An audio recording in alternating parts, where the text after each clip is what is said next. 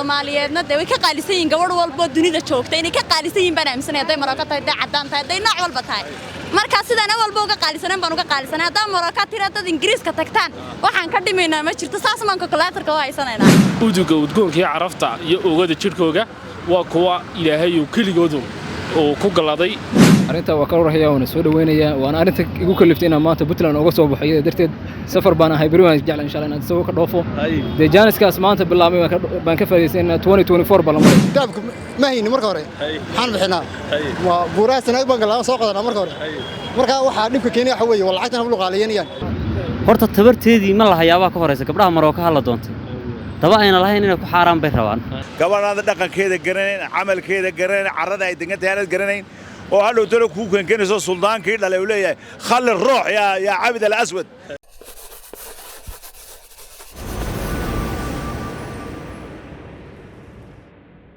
kulantii waxaan wanaagsan daawadayaal ku soo dhawaada jilka maanta media halkani waa bartamaha caasimadda magaalada Jigjiga ee dawladda deegaanka Soomaalida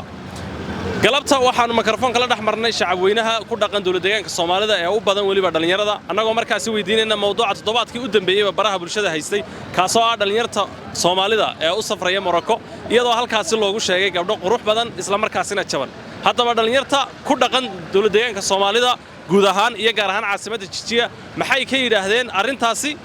waa kana nala daawada muuqaalkaas soo dhaw jilka maanta media toddobaadkan baraha bulshada iyo Soomaalidaba waxa aad u haystay waa Maroko iyo dhalinyarta Soomaalida oo tagtay Maroko arinta ma ka war haysaa maxaad ka oran lahayd arinta waa ka warhayaa oo soo dhaweynaya waan arinta igu kaliftayna maanta Puntland uga soo baxay darteed safar baan ahay bari waan jeclaan insha Allah inaad soo ka dhoofo de jaaniskaas maanta bilaabay baan ka faa'iideysanaynaa 2024 ballamaya hal la bedelo nashqadii hore waxaan leeyahay mataqaana caalanka gabdhaha laga doono caalanka la xidan leey way doctor adu safar baaba tahay waxaad u socotaa xaga soo sii socotaa Maroko u socdaa bari waan dhoofay insha Allah way maxaad ku dooratay marka oo gabdhaha Soomaalida ay dheer yihiin baad u malaynaysaa gabdhaha Marokanka kulli waxay dheer yihiin de qofku markuu guur diyaar u yahay waxyaabo badan buu fududeynaya laakiin gabadhu markii waxyaabo badan adkayso qoftaas miinis diyaar ma marka maadaama ay diyaar yihiin annaguna diyaar baana oo billahi tawfiiq Maroko iyo dhalinyarta Soomaaliyeed oo gabdho jaban oo qurux badan lagu sheegay Maroko isla markaana xagga u safray arinta horta ma ka war haysaa maxaad ka oran lahayd waan dhaway horta marka koobaad arinta horta si weyn baan uga soo horjeedaa ragga Soomaaliyeed faraxyaasha Soomaaliyeed waa nimcada waxa jin waayeen hadda kadib waa lagu adkaynaya ma fahanti awal hore waa loo yaraa oo loo jilcin jiray waxaan leeyahay markii horeba loo jilcin jiray hadda lagu adkaynaya hadda waa lagu sii adkaynaya maadaama Maroko tageen waxaan leeyahay marka haddaad wada maaranteen Marokana aad tagteen daweydika yaa waxaad ka soo heshiin baad leedahay yaa bari baa la idin soo rugaasaya la idin tartamaya ay laakiin iyagu waxay sheegayaan waxay yiraahdeen gabdhii Soomaalidu waxaan uga tagaynaa waa way nagu qaliyeen gabadha tiraahdo waxa weeyaan guur oo soo bandhigtaba calculator bay isku dhufsanaysaa arintaas horta awal ma sii jirtay hadda loo yimaade awal ma way jirtaa horta gabdhaha Soomaaliyeedna way ka qaalisan yihiin gabadh walba dunida joogta inay ka qaalisan yihiin baan aaminsanay haday Maroko tahay haday cadaan tahay haday nooc walba tahay marka sidana walba uga qaalisanaan baan uga qaalisanaa hadaa Maroko tirada Ingiriiska tagtaan waxaan ka dhimaynaa ma jirto saas maan calculator-ka waa haysanaynaa gabdhaha Soomaalida gabdhaha Marokanka way ka qaalisan yihiin way ka qaalisan yihiin maxaa naga qaqawanay meelaha madaxa taagaya annagoo sharaf calculator-kana ma dhigaysaa calculator-ka ma dhigana saasana haysana wali waan sii kordhinaynaa Maroko iyo gabdhaha loo doonay jaban ee quruxda badan leh arinta maxaad ka waraysaa iyaho horta waxa fiican kolkaad aad arrin galayso ama aad ka hadlayso waxaas wax aad awoodeeda leedahay inuu yahay anigu waxaan aaminsanahay wiilasha Afrika jooga ama Soomaaliya ama Itoobiya jooga ee waliba Soomaaliyeed awoodba uma laha inay tagaan meesha Maroko la yiraahdo sababtu tahay ninka $7,000 ama $10,000 maanta halkan waxay ka tahay 1 milyan oo bir bay ka tahay 1 milyan oo bir ninka haystay 10 gabdhood oo Soomaali ah buu sharxi karaa si fiican buu u sharxi karaa uu guursan karaa gabdhaha maanta Jigjiga waxaan ka geeyno lacagtan ka geeyno waa 100,000 iyo wax yar oo dheer malaha dadku de wayna fahamsaneen dollarku halkiisa kun waa 100,000 weeyaan oo bir horta tabarteedii ma lahayaaba ka horeysa gabdhaha Maroko hala doontay daba ayna lahayn inay ku xaaraan bay rabaan marka waxaan oran lahaa hayinaada lahayn hoggaan soo hashadiisa waxa kaaga haboon dameerkaaga huyuu caado ama ku qaata ha ku deeqo waxa marka waxa weey haydin deeqo wixii niman dhigaa gabdhaha wiilasha dhalinyarada gabdhaha Soomaalida tala bixin baan siinaya gabdhaha Soomaalida markii guur laga damco sabanadan dambe waagi hore rag baa kala qaadan jiray laakiin imika waayahan dambe ayaga xisaabtama xisaab dheer raw isku dhufsadaan oo fog marka xisaabtaas isku dhufanaysaan hoos u dhigaan dhihi lahaa space-ka dalacdeen soo gaabiya qodobka kale aan rabo inaan raaciyo waxa weeyaan adduunka wax munaajaso la dhahaa ka jira munaajaso isku jinsiyo wax la dhaho jinsigu wax laga tagi kara ma haddii gabdhaha Soomaaliyeed ay ragga adduunka Filibiin dootaan wiilasha Soomaaliyeedna kuwa magaceeda tagaan wax Soomaalidu way indiraasaysaa waxay ka dhigan tahay Soomaalidu way batagaysaaba ma joogaysaa ka dhigan tahay haddii raggiina gabdho kala doonto jinsiya haweenkina gabdho jinsiya ay doontaan Soomaalidu 100 sano kadib inayna jiri karin bay noqonaysaa marka waxaan oran lahaa idinku is arka kolka hore dadka kala aragtiin idinku marka hore is soo arka kulaas soo aragtaan kadib nagu soo warceliya insha Allah taala aad baa maasantaa waxaan leenahay horta hablaha Soomaalida habla ka fiican caalamka ma jiraan caalamka haddaad aragto hablaha Soomaalidu waa hablaha ugu fiican nin baa marka geedka loo baxay wada hashadasho guurtidu ee gacan saarka u dhaco gubsana hablaha iyagu waa gaari nolol wacan lagu soo gardaadshay gubsana hablaha iyagu laakiin dadku waxay ku doodayaan waxa weeyaan guurkii gabdhaha Soomaalidu aad buu qaali u noqday dhalinyartiina shaqo badankoodu ma hayaan marka saas ay ku dooranayaan arrinta waxa kale taasi way iska hadlayaan oo hadda waxa weeyaan waxa jirta nin baa maanta wuxuu nagu lahaa $2,000 oo kale ninka laga raaco markuu Maroko tago inuu bixiyo marka $2,000 hadduu $2,000 bixiyo $2,000 waxay noqonayaan de 200 waxoogaa Ethiopian 200 waxoogaa kun oo Ethiopian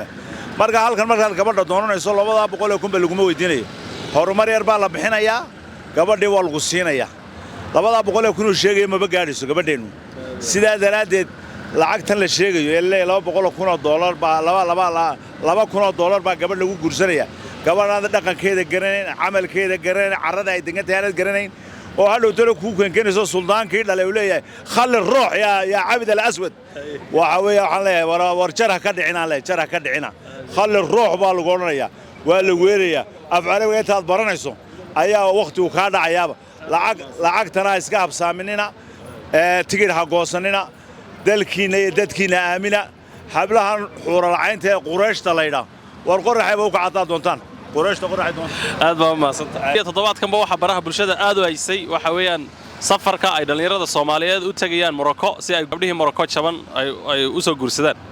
iyagoo markaas guurdoonaha bal fikradaada iyo reejiga ahaan iyo dhalinyarada deegaan ahaan adiga fikradaada ka bilow kadibna dhalinyar ahaan fariinta bismillaahir rahmaanir rahiim magacay waa Cabdi Axmed Maxamed runtii haddii aan aragtideedii aaraadayda ka dhiibto dhalinyartii Soomaaliyeed oo ku sii qulqulaya dalka Morocco iyagoo halka guurdoon iyo magaranayay haween u raadsanaya runtii waxaan qabaa oo laga qurux badan yahay inaynu magaranayay wax la yiri midhageed ku jira midho geed saaran kuwa ku jira looma daadiyo runtii waxaan qabaa in dhalinyartaasi ay meel ka dhaceen haweenkeena iyo hableena Soomaaliyeed waa haween gooba oo haween qiimo badan uduga udgoonka carafta iyo oogada jirkooga waa kuwa Ilaahay uu keligoodu oo ku galaday midabkooda jaadgooniga qiimahooga qofnimadooda qadarintooda intaba waxaanu ku doorsano iyo waxaynu dhaafsano toona ma jirto qolooyinka waxaanu leenahay soo beedha haweenkeenu waxa weeyaan baan oran karaya waa khayraadku rabbina waayahay dhalinyarta le gabdhaha Soomaalida gabdhaha Marookaanka inta doonaan ka qurux badan wayna ka sidoo kale ka jaban yihiin labadaas darteed bay ku dooranayaan marka maxaa leedahay kuwa runtii horta waxaan oran karaya qolooyinkaasi waa qolooyinkan markii hore meel la haysan adu waa habar fadhideligdeen wax uga fudud marka qofku hadii de magaranayay nin media waxa la wareejinayo qolooyinka ugu badisa weeyaan marka waa qolo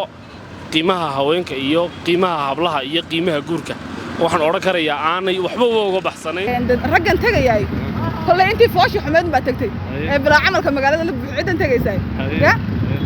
da gabdhaheena wax lagu doorsanaya ma jire intii foosh xumeed bila faa'iido ba tagtay ma soo oran karaya waka waxay leeyihiin way ka qurux badan yihiin gabdhaha Marookaanka gabdhaha Soomaalida arinta maxaa ka jira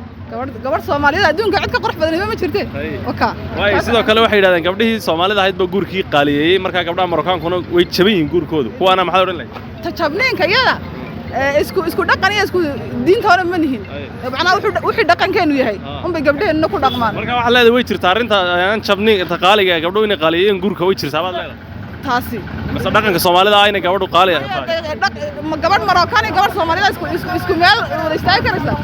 marka aan waxaan leeyahay intii tagtay waan idin salaamaynaa waa tii soconaysiin inta joogtana waa inta soo dhaweynayna waa tahay daawadayaal kuwaas waxay aan fikradaha dhalinyarta ku dhaqan magaalada Jigjiga ee caasimadda dawladda deegaanka Soomaalida gabdho iyo wiilalba adiga daawanaya fikradaadu maxay tahay ma aaminsan tahay in Morocco dhalinyarta u tagaan maadaama gabdho qurux badan oo jaban laga helay mise waxaad aaminsan tahay in gabdhaha Soomaalida la barakayso fikradaada comment-ka nagu reeb salaamu calaykum waraxmatullaahi wabarakaatuh